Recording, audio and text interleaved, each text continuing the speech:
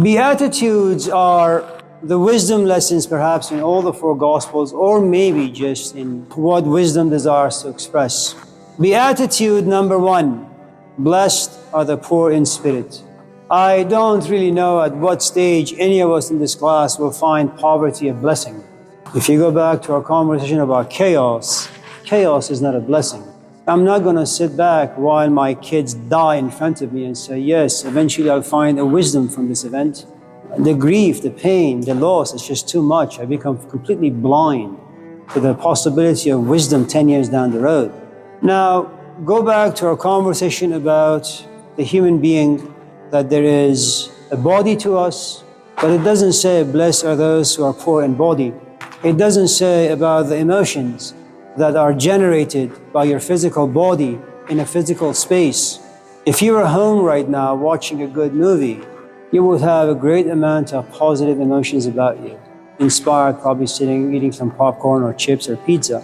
You come to this class, it's a different physical space. You have to look at me, listen to me, things you're not interested. So I create a different set of emotions: irritation, frustration, boredom. So when we talk about emotions, what we're really talking about is you and I not having the proper knowledge or self-knowledge to situate our body in a space that can create the emotions that we enjoy. I like going to my teacher's house. It wasn't a happy place, but it was a place we could think and reflect and feel and be confused and be a complete mess.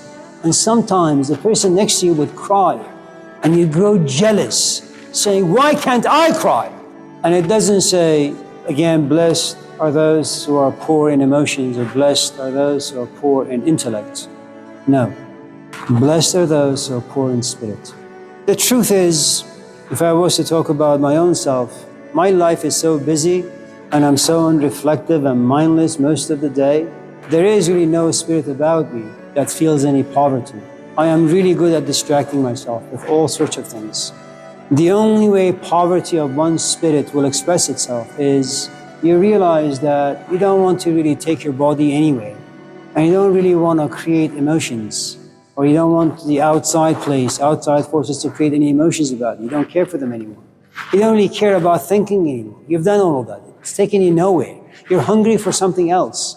Now, if you happen to have the right poverty of spirit, which means you're like the Buddha, you're like Jesus. At the age of 12, you say, you know what? Nazareth is fine, but it's not really my home. Joseph and Mary, decent people, but I don't really much care for them.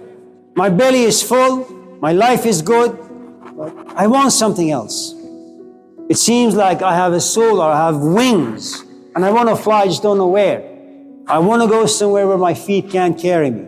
Consider the Buddha. He was rich in body, rich in emotions, rich in intellect. And then when he got really bored by his privilege, something from within roared, poor in spirit. And if you're truly poor in spirit, you tap in the second beatitude. Blessed are those who mourn, grief, are sad. If you want to know what mourning is, go to a funeral service where a mom has lost a son or a daughter. It's like her soul has been yanked out of her body and thrown into garbage. Anyone who is poor in spirit has no choice but to be in a mourning state, grief state. You've lost too much. And remember, none of us in this class are possessors of the Spirit. It comes and it goes when it wills.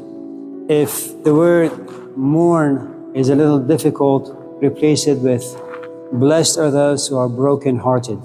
Not that you're broken because you have cancer, not that you're broken because emotionally you feel isolated or lonely, not because you're intellectually confused or you're looking for answers to a certain question. Blessed are those who thirst and hunger for righteousness. I'm not thirsty right now. I've been well liquidified. I'm not hungry. I've been well fed. I don't care for truth, and I don't care for righteousness. Since I am nothing but an animal that desires things that bring me positive pleasures, the only way that thirst and hunger will be produced is by the following. I will keep you in this classroom until midnight with zero food. I will have power over your life, and should any of you walk away, I will fail you. And when in hunger, your intellect will be paralyzed. You won't have the energy to think. After a while, you won't even have the energy to have negative feelings. You'll just put your forehead on the desk and go to sleep. But you won't really be able to do that because your stomach will keep screaming at you, get some food. How do people become thirsty? How do people become hungry? And this, we're not talking about hunger for food, hunger for a relationship, hunger for a grade.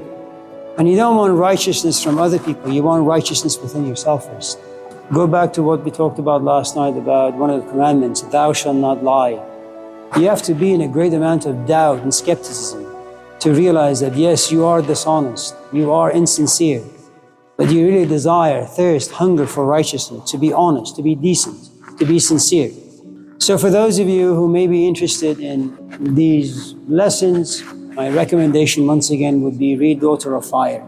A woman who has a good amount of assumptions about herself, her capabilities, her honesty, her decency, her readiness, finds herself in the presence of a man who keeps abusing her day after day after day after day, until she has nothing left. She has no money, she has no feelings, she has nothing, she has no history, and ultimately she'll come to a place where she only wants truth, whatever that may mean for her. Blessed are the peacemakers. There is a gospel out there, not many of you perhaps have heard of it. It's called the Gospel of Barnabas. In that book, one of the disciples goes to Jesus and asks, what's the most difficult thing that one can do? And he says, to swallow one's anger, not to allow it to be expressed. Keep it to yourself. The world is chaotic. None of us in this class get what we want. The world always throws awful things at us, like signing up for a class like this because you need a grade.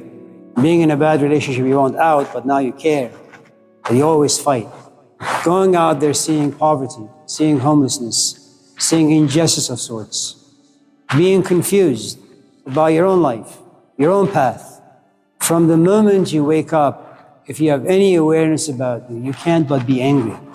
To become a peacemaker means you have to accept things for what they are. You have to be a stoic. You can't change life. You can't change other people. The only thing you can do is focus on your own emotions. Don't complain. Don't be a whiner. And the best example of being a peacemaker is when someone slaps you on the right cheek, offer them the left. A couple of things happen. First, when someone slaps you, it's not a very pleasant feeling, depending on how intense is the slap. If you get punched by Mike Tyson, I'm not sure. If you get slapped by a 2-month-old baby, that's a different story. First, you have to be aware not to react. And your body is instinctual. You breathe. You don't have to think about it. Unless you join a cult where they slowly teach you how to breathe the proper way. Or if you become a really good Taoist. But our bodies are instinctual. In other words, if you get poked by a needle, your body will jerk. If I'm completely unaware and you call me a camel jockey, I will react. The only way to not react is to be completely aware and keep your body and your emotions and your intellect from expressing themselves. That takes too much awareness and mindfulness. The other aspect of being a peacemaker has to do with another human being.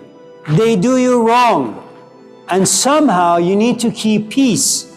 The only way you can do this by realizing the other person perhaps doesn't have proper information or knowledge or experience. That's why they do what they do. This makes you a different kind of a slave. You're not in bondage by any other human being, you're just in bondage by your own wisdom. Now, let me also add, one of the ways that you can create peace is by going into war. And you have to be okay with that. There is a book, it's a trilogy, it's a great book. It was for me for many years. I haven't looked at it for a while now. It's called Conversations with God.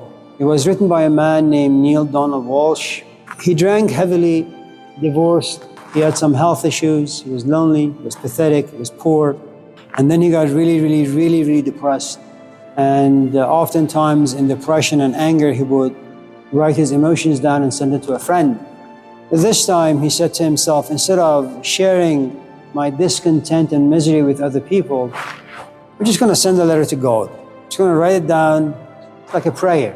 And to his surprise, it's what we call automatic writing. You write and your hand keeps writing, but something flows through you. And Conversation with God, 3 volumes. It's, I suppose, a set of wisdom just happened to this man. It's an incredible book. One of the nice things about book 1, chapter 8, which has to do with human relationships, there is a statement in it that do not abuse your abuser by allowing him to continue his abuse. In other words, if you find someone to be ignorant and they do things that harms themselves and other people, shock them, tell them, be angry at them. Hopefully they will learn and stop.